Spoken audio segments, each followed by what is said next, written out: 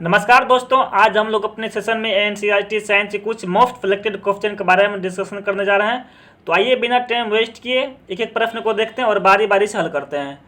पहला प्रश्न है, परमाणु क्रमांक 94 वाले तत्व प्लूटोनियम की खोज किसने की थी? पहला विकल्प है ओटो हॉर्न, दूसरा फिट्ज स्ट्रासमैन, तीसरा गलेन सीबोर्ग और चौथा अर्नेस्ट ओ लॉरेंस। दोस्तों इसका खोज किया था गलेन सीबोर्ग। किसने? गलेन सीबोर्ग। और ओटो हॉर्न ने किसका किया था? तो यूरेनियम। फिर स्ट्रासमैन ये भी यूरेनियम का ही दोनों मिलकर खोज किया था, यूरेनियम का। उसके बाद अर्नेस्ट ओ लॉरेंस दोस्तों ने साइक्लोट्रॉन के लिया था। साइक्लोट्रॉन की खोज अर्नेस्ट ओ लॉरेंस ने किया था। चलिए आगे बढ़ते हैं। नेक्स्ट क्वेश्चन है, दूसरा क्वेश्चन है, कपड़ा मिल में काम करने वाले मजदूर श्वास संबंधित किस रोग से प्रभावित हो जाते हैं? दोस्तों कपड़ा मिल में काम करने वाले मजदूर श्वास संबंधी किस रोग से प्रभावित हो जाते हैं? तो पहला विकल्प है सिलिकोसिस, दूसरा एस्बेस्टोसिस, तीसरा बाइसिनोसिस, चौथा नियोमोकोसिस। तो दोस्तों कपड़ा मिल में काम करने वाले मजदूर को अक्सर किस रोग से प्रभावित होते हैं? तो वो है बाइसिनोसिस। कौन सा है? बाइसिनोसिस। अब सिलिकोसिस में आते हैं। सिलिकोसिस जो है, जो कांच और लोहा उद्योग में काम करते हैं, कांच और लोहा उद्योग में काम करते हैं, उससे सिलिकोसिस श्वास संबंधित रोग होती है। एस्बेस्टोसिस तो इसको बोलते हैं एस्बेस्टस।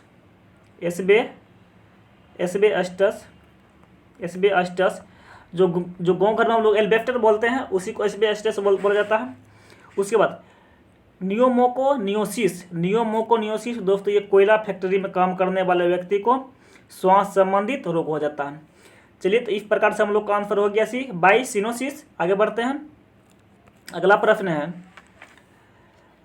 ऐसे रसायन जिनका प्रयोग संवेदना को कम करने मतलब बेहोश करने में होता है तो वे कहलाता है निश्चेतक। क्या चीज? निश्चेतक, एनास्थेसिस। अगला क्वेश्चन आते हैं। अगला क्वेश्चन, निम्न में से किस तत्व को ऑक्सीजन तथा आर्द्र में तीव्र अभिक्रिया होने के कारण केरोसिन तेल में रखा जाता है? पहला विकल्प है सोडियम, दूसरा पोटेशियम, तीसरा सीजियम और चौथा इनमें से दे रहा सभी। दोस्तों इन सभी तत्व को ऑक्सीजन तथा आर्द्र में तीव्र अभिक्रिया होने के कारण से केरोसिन में तेल में रखा जाता है, इसलिए ये सबको हो जाएगा सभी चीज़ जो है ये ऑक्सीजन तथा आर्द्र में रखने से अभिक्रिया करने लगते हैं, इसलिए सबको केरोसिन तेल में ही रखा जाता है। तो इनमें से सभी है सोडियम, पोटेशियम और सीजियम, जो आर्द्र हवा में छोड़ने के बाद रिएक्शन करना शुरू कर देते हैं। आगे बढ़ते हैं। अगला प्रश्न है, धान एवं गेहूं किस प्रकार के पौधे? दोस्तों धान एवं गेहूं जो एक बीजपत्री है। क्या है? एक बीजपत्री प्रकार का पौधा है। आगे बढ़ते हैं। अगला प्रश्न है, निम्न में से कौन कुक्कुटों को होने वाला भयंकर संक्रामक रोग है? दोस्तों कुक्कुटों से होने वाला जो रोग है कुक्कुटों, तो ये रानीखेत है। कौन सा है? रानीखेत है। अगला प्रश्न है, 40 केजी की वस्तु को 5 मीटर की ऊंचाई तक उठाकर सीधे नीचे गिरा दिया जाता है। वस्तु जब ठीक आधे रास्ते पर आती है तो उसके पास गतिज ऊर्जा कितनी हो जाएगी? दोस्तों देखिए m बराबर कितना दिया हुआ है? m है 40 केजी, वही ना, और हाइट इसका कितना दिया हुआ? 5 मीटर। तो क्या पूछ रहा है? गतिज ऊर्जा। दोस्तों गतिज ऊर्जा हम लोग जानते हैं पोटेंशियल एनर्जी बराबर क्या होता है? mgh। तो m कितना है? 40 और g का मान 10 ले लीजिए अपने मन से, और h का मान तो 5 ही है। तो हो रहा है तो 40 4 5 तो 2000 हो रहा, लेकिन आधा रास्ता बोल रहा था, इसका आधा कर दीजिए तो आधा कीजिएगा तो 1000। तो इस प्रकार से देखिए हम लोग का आंसर विकल्प ए 1000 आंसर आ रहा है।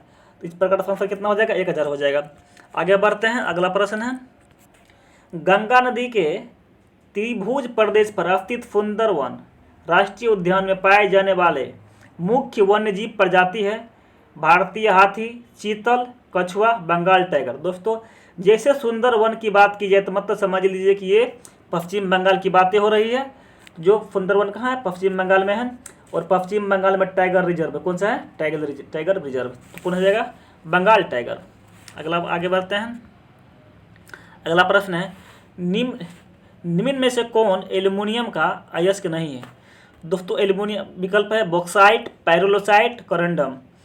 दोस्तों हम लोग जानते हैं कि पैरोलोसाइट जो है ये किसका है? पैरोलोसाइट मैंगनीज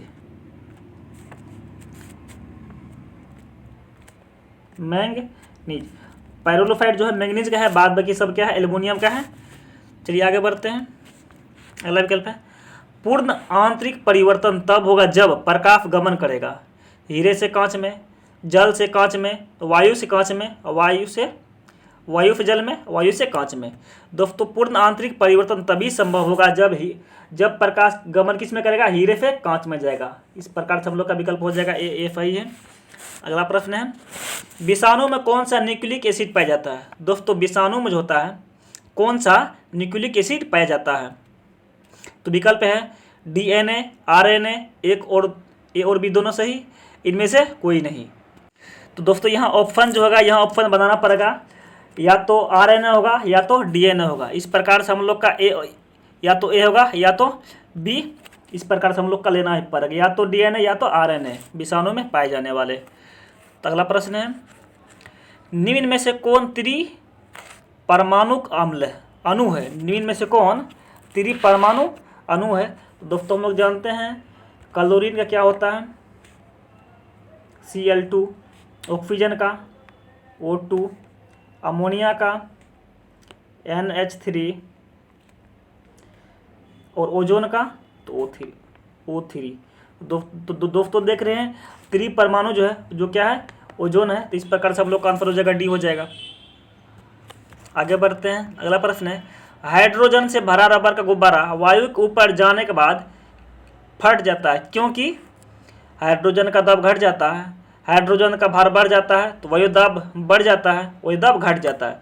दोस्तों हाइड्रोजन का भारा गुब्बारा जो होता है जब जैसे ही वायुमंडल में ऊपर जाते हैं तो उसका क्या होता है? वायु दाब क्या होता है? घट जाता है, जिसकी वजह से आसमान में जाते ही गुब्बारा फट जाता है। तो इस प्रकार से हम लोग का आंसर क्या हो जाएगा? डी हो जाएगा। तो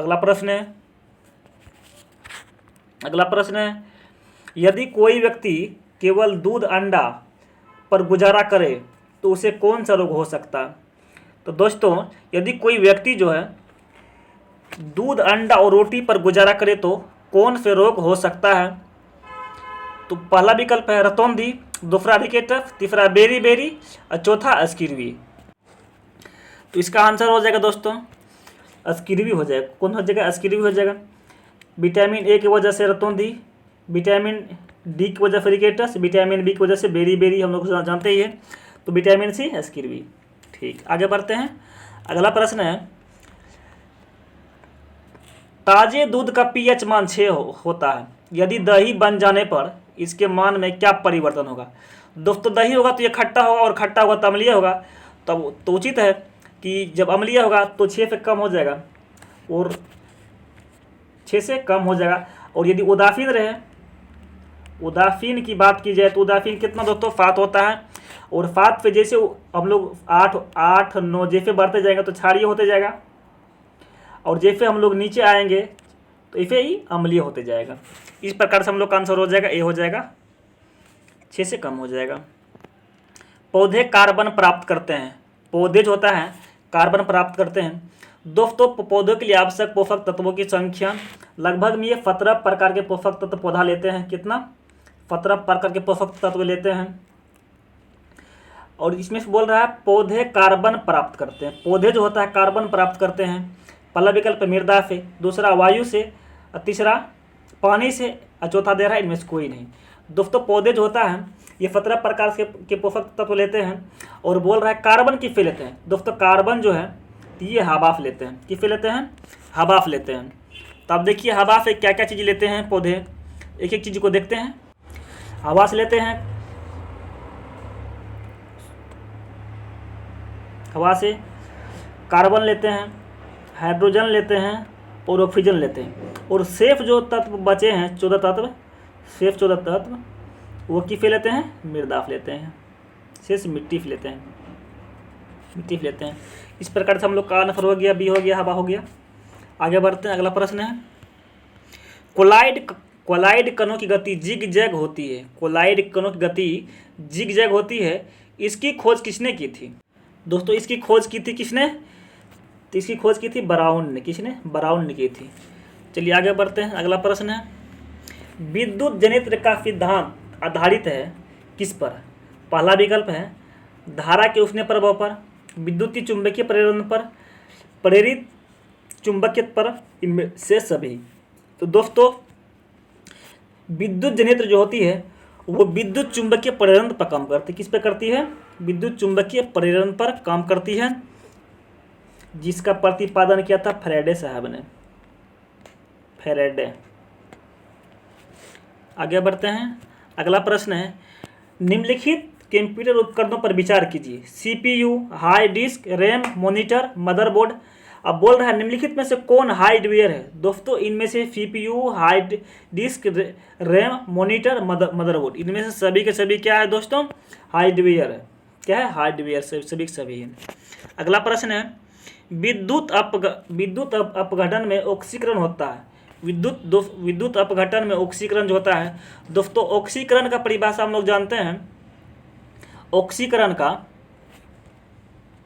हाइड्रोजन का जुड़ना, देखिए हम लोग लेते हैं ऑक्सीडेशन लेते हैं।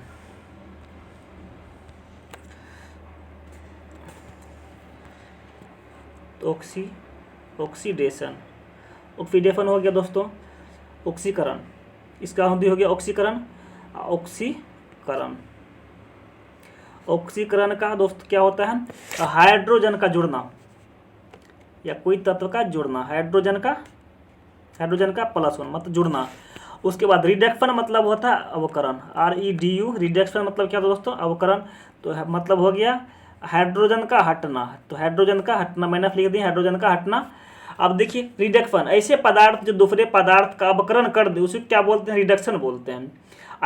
ऐसे पदार्थ जो दूसरे पदार्थ का अवकरण कर दे उसे क्या बोलते हैं?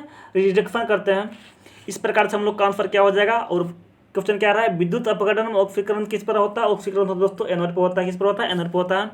तो अगला प्रश्न है, आगे बढ़ते हैं, भारी जल का अनुभार क्या होगा? भारी जल का अनुभार तो क्या होगा दोस्तों? हम लोग जानते हैं भारी जल का अनुभार कितना होता है? 20 होता है। आगे बढ़ते हैं, अगला प्रश्न है जल में अस्थायी कठोरता किसके कारण होती है? जल में अस्थायी कठोरता कारण है कैल्शियम और मैग्नीशियम। कैल्शियम और मैग्नीशियम हो गया। उसके बाद अगला प्रश्न है बर्फ का द्रव्यमांक एवं हिमांक होगा। पहला ऑप्शन है 100 degree Celsius, 0 degree Celsius, 50 degree Celsius, 1000 degree Celsius. दोस्तों जल का द्रव्यमांक एवं हिमांक होता है 0 डिग्री सेल्सियस पर। किस पर होता है दोस्तों? 0 डिग्री सेल्सियस पर। तो अगला प्रश्न है गुब्बारे तथा वायुयान के टायरों में भरी जाने वाली गैस कौन सी है? गुब्बारे तथा वायुयान के टायरों में भरी जाती है तो वह है हीलियम। कौन सा है? हीलियम। लिथियम, हल्गैस, पोटेशियम, आर्गन, ये सब क्या है? सब गैसें हैं। आगे बढ़ते हैं, अगला प्रश्न है निम्नलिखित में से किसे कच्चे फलों को पकाने के लिए प्रयोग किया जाता है? दोस्तों कच्चे फलों को पकाने के लिए सबसे अच्छे गैस होते हैं एथिलीन और एसिटिलीन। कौन से होते हैं? एथिलीन और एसिटिलीन। इस प्रकार आज हम लोग अपने सेशन में 25 क्वेश्चन का डिस्कशन किए हैं। हमें उम्मीद है कि आप लोग का अच्छा लगे, और अच्छा लगे तो लाइक सब्सक्राइब जरूर करें और हमें आगे बढ़ने की मौका दें। Thank you very much, have a nice day.